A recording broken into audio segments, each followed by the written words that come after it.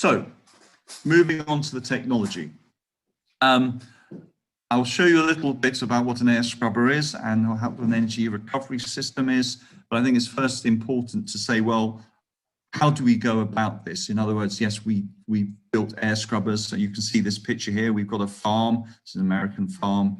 It has these big fans out the end. Basically, the way we climatize a pig and a chicken barn is we, on the whole, suck air into the building. So we create a negative pressure and we blow it out the end.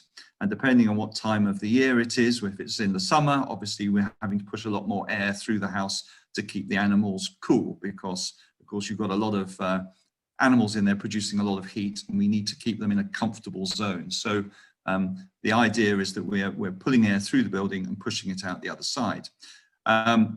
And we need to clean that because there's considerable volumes of air. Again, if we look at a chicken house in the UK, in the middle of the summer at peak, we're probably generating about 400 to 450,000 cubic meters of air emission an hour, which is quite considerable.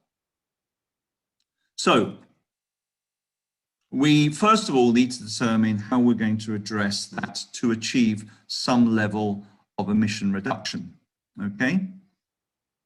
And there are standards, there are protocols, there are rules. We've actually been doing this for 20, 30 years.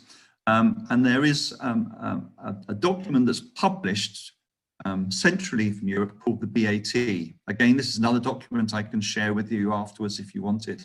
It's the best available techniques, and this covers the broad spectrum of farm management, everything from climate systems, feed management, manure management, everything to do with farming is in this document, and it's a guideline. It's a protocol that farmers use to do the best they can in terms of farming pigs, chickens, cows, etc. And in that document, there's a chapter on what they call end-of-pipe emissions and or abatement. And the idea behind that is that that there are protocols, tried and tested methods by which we test technology and its effectiveness to reduce those emissions. And you'll see here's some examples. The type of scrubber I'm talking about today is a single stage air scrubber. There are what they call multi-stage scrubbers, where not only are we cleaning, we're cleaning in several steps. So we may have a chemical process, we may have a biological process, we may have a water process. That would tend to be a more complicated scrubber. But on the whole, what the industry is trying to do is to make air scrubbing simple so that it's easy for farmers to manage, because if you don't manage it well and you don't maintain it well, then it's not very effective. So just as an example here, the BAT will lean on tried and tested protocols, and what they suggest is that farmers should be looking to introduce end-of-pipe reductions based on official protocols, and they will range, for example, with ammonia management, a reduction between 70 to 90%, odor reduction around 30 to 40%, dust, which also has an impact on odor, around 80 to 90%, okay? The protocols that they are suggesting is basically based around centralized extraction of air. So like we were seeing in that picture, all the fans are at the end, and it's a fairly easy process to stick a technology on the end of a barn and clean all the air that's coming out of those fans, right?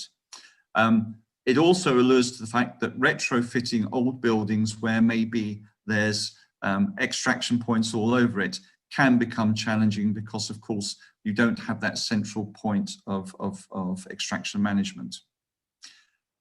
But, and this is the important point, the protocols on the whole lean towards the idea of reduction based on the maximum air volumes produced at any point in the year. So going back to what I was saying in terms of a chicken house, they are looking at how they can reduce percentage of air volumes based on the maximum. And if that is 450,000 cubic meters an hour, that's a lot of air to have to deal with.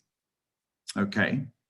And if we look at the graph on the right, and the point I'm making here is that's all well and good, but as you'll see, as we go up this graph, let's take the 2 ppm zone, which is where we're talking, you know, between the 70 and 90% odor reduction, ammonia reduction. As we increase the capacity, the overall impact is less, okay? So it gets a little bit technical, but I hope I explain it well.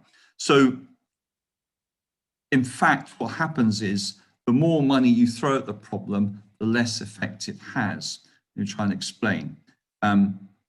If they're asking us to clean 70% of the air because some protocol insists on it, and the authorities are reading you know, are making rules based on the protocols, then based on this graph, we will have an overall emission reduction of around 70%, 75%, okay?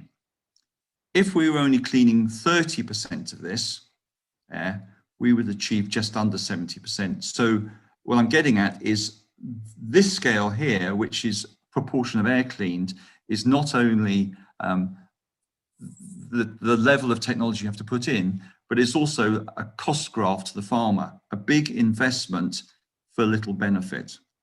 So the point I'm making on this screen is at the moment in the UK, because the rules stick very much to what is driven in the BAT, what is driven by the protocols, there's a big insistence at the moment that we stick to this, which has quite a high financial impact on farming, because the overall benefit may be not that great compared to what you're investing. I'll park that thought for the moment because I'm going to come back to it later on when we talk about scaling up.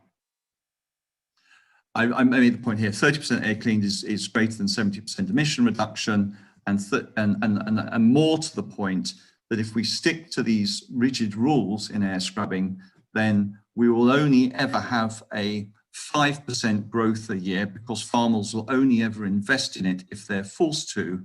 And then when we get to 2030, and we're looking at this 16% target that the government is going to set, we'll be in blind panic, because basically we'll have only upgraded X number of buildings, and we should have, you know, upgraded at least 30 times more than that. So the point I'm making is we may have to look at this slightly differently.